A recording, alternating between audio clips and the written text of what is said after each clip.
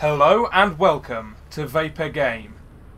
You are watching Starcraft 2 Best of the Best, episode number 4. I am your host, the vocal terrorist, Jesse Rain, and today, as in all other days, there are Fridays, we learn how the pros do it. So, today we are looking at a player on the team Mouse Sports. His name is Thorzane. He's an incredible player, recently won DreamHack. The most recent DreamHack has now been picked up by Team Evil Geniuses. But at the time this replay was done, he was on Team Mouse Sports still. This was prior to his DreamHack win. He beat Polt in the final, an incredible final. Today we're going to be looking at his versus Zerg against FXO Leenock, one of the better South Korean Zerg players. Normally a fan of borrowed Banelings against Mech, not against Mech, that would be stupid, against Terran. But he will not do that today because Thorzane is a Mech player. Thorzane, most commonly known as the Spoon Terran, which may sound ridiculous, but the reason he's called the Spoon Terran is because instead of killing you with one big attack, he will kill you very, very slowly with a ton of little pressures, like being killed with a blunt spoon. So we are going to speed things up to ×4. And what we're going to be looking at today is economy. Because how do you get ahead of Zergs? The whole idea behind Zerg is to stay one base up on your opponent at all times. As we can see, Leenock is doing this. He's already got his second base going right now. Thorzane here, as I slow it down again, is going to get his command center. One Rax command center does get the refinery with it. That's fine. It's going to allow him to get a factory out fairly soon. Right now, this is your standard opening Terran vs Zerg.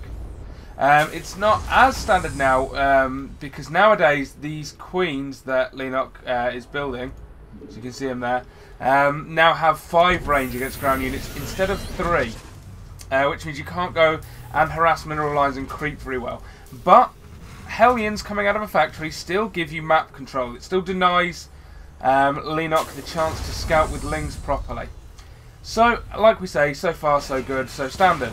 But now Thorzane drops a 3rd command center just off 1 Rax, not even finished the factory yet, and he gets this 3rd command center up. So right now, he is going to be 1 base ahead of Leenock. Now the idea behind this is to stop Leenock from seeing it by using Reactor Hellions. As we watch, Reactor Hellions will come out of here. I'm going to skip ahead a little bit until the first of the Hellions come out. Here we go. So these 2 Hellions appear, and now straight away gets them out onto that map. They're looking for Lings. They're going to check the towers. What they're looking for is this, because he does not want Leenock to know that this is here. Leenock needs to think that he has the economic advantage, when in fact he will not. You see 25 SCVs to 31 drones, or 26 now, but mules. Look at that. 2 mules right now. There was 3 before. And of course, this orbital commander is going to finish morphing, and then that SCV and mule count is going to skyrocket. Now, so far, Leenock has no vision of this, but these Lings are going to come in right now. Oops. Got the neutral unit. Right now, that is all Leenock knows. Unfortunately for Thorzane, he needs to lift these, and he doesn't. So these Hellions now get surrounded, and Leenock sees the 3rd base. Oh crap. Leenock's reaction right now is shit, basically. He's just started his 3rd base. Meanwhile, we have a 3rd orbital command finished right now. That is huge for Thorzane. The advantage is going to skyrocket. Look at this now. SCV count has caught up to the drone count, and we have 4 mules out on the map right now. I cannot begin to tell you that kind of thing. If we take a look at the minerals, look at the Terran compared to the Zerg. 1800 minerals compared to 1400. 240 gas compared to 112. Now, I like what Leenock's doing here. I really do. I like that he's trying this aggression. I like that he's trying to get in here. Unfortunately, there are now siege tanks out, There are tons of Hellions, and Lennox's aggression is going to be stopped. So, if we just pause this for a second, I need to ask you a question. Where does Thorzane go from here? Okay, he has the third orbital up. He's using it for mules and SCVs at the moment.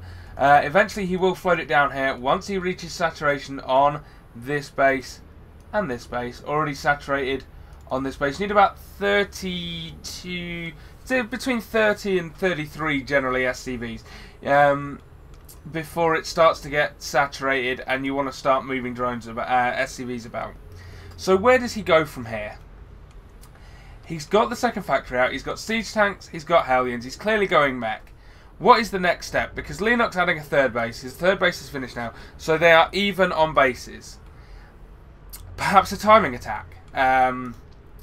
Perhaps he could get out +1. Take a look, +1 carapace on the way. Not really a time to do that. Armory on the way. Lair on the way for Lennox. What does he do at this point? Hellions, they're not really going to harass this because it's just a hatchery. They don't kill Willings. You can maybe dodge in and get some drone kills, but it's not going to knock Lennox too far behind. You're already ahead in the worker count, in the mineral count. You need to do something a bit more than that. So let's watch, just briefly, what Thorzane's response to that is. He feels safe at home now. He's got the line of supply depots up that he can lift if need be. He's got siege tanks out. He's adding another factory. He's getting a tech lab for his bio. Quite possibly we'll switch that over. Adding the engineering base, so he's going to start his upgrades. All perfectly fine, perfectly normal. Started a Thor, and I'd like to point this out actually. Let's see if I just stop the video again. No Spire yet for Lennox. The first Thor is out before the Spire has even begun. That is the kind of advantage Thorzane has right now. If Lennox goes mutas, and he does, they're not going to do a thing. Because he's going to have missile turrets, he's going to have Thors everywhere. He's going to move out on the map again with these Hellions. And we are just going to speed up a bit because I'm running out of time. So he's added the factory. So he's clearly going right. Here we go, that's the bit I want to talk about. Thorzane, BAM! 4th command centre. Lennox, 1, 2, 3 bases. No 4th. Thorzane adding a 4th command centre. Once again, going to be 1 base up on Lennox. And now, we're just going to scout this really, really fast now. Because I'm pretty much done with what I was talking about. This high economy opening. Look how far ahead he's getting. Terran vehicle weapons level 1. Thors are coming out. Hellions coming out. 2 more factories. The Spire is halfway done at this point. We have +1 coming out in the missile attacks for the Roaches. And the Roach movement speed. Finally, a 4th base goes up from Lennox. But the 4th base is already halfway finished for Thorzane. Incredible. Such a great high economy opening from Thorzane. And he does not stop with it. At no point in this game does he stop increasing his economy. He wants, look at this, 65 SCVs to 87 drones. But he's going to have 4 orbitals with mules. Like, his production is going to skyrocket. And look at this. Once again, 5th command centre. This 4th base of Lennox literally just finished. Look, they finished 2 in-game seconds ago. And he's adding a 5th. Now, this game does go on. Obviously, it goes on for 27 minutes. I'll just talk you through what basically happens from here. Thorzane lands this 5th command centre. Everything gets super happy. He gets so far ahead. He gets a massive, massive mech army up. Lennox goes, Broodlord, Infester, Lings, and it does nothing. Thorzane absolutely crushes him. As you can see, he's going mutas, and that's not going to help because there's missile turrets and Thors everywhere.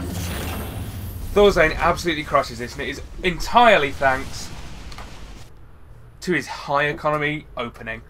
Staying 1 base ahead of the Zerg at all times. Controlling the map really well. And that is why Thorzane is best of the best. Thank you very much for watching. I've been your host, the vocal terrorist, Jesse Rain. This has been Vapor Game, and you have been watching StarCraft 2 Best of the Best, Episode 4. See you again next Friday.